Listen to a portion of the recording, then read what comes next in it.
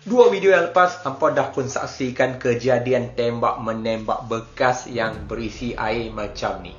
Untuk video hari ni, kita akan tembak bekas yang sama tapi posisi dia berlainan. Kita isi air dalam bekas sampai penuh.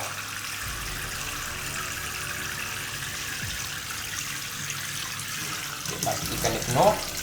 Lepas tu kita tutup rapat-rapat.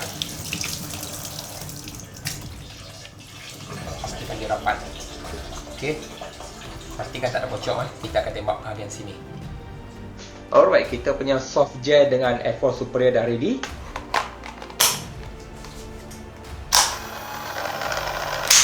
Kita pakai semi dulu Lepas tu kalau tak jadi kita pakai auto. Round 1.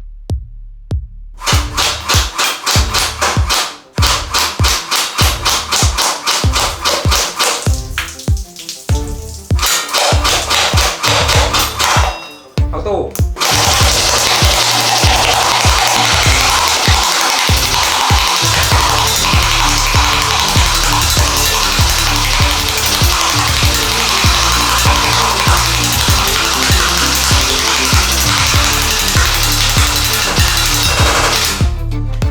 Round 2.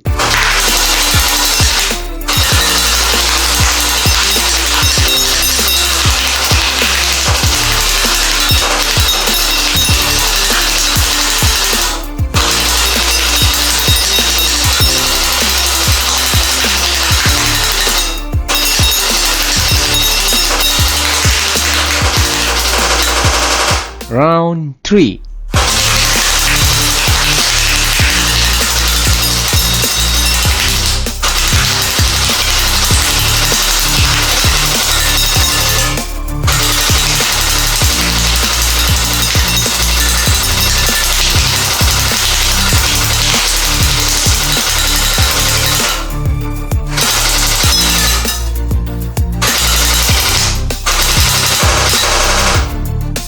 Jom kita tengok kejadian dia. Gila. Oi, dahsyat. Yang ni. Oi, yang ni keputusan paling dahsyat aku tengok. Melampau. Memang melampau. Kat lantainya tengok sepihan-sepihan dia. Hush.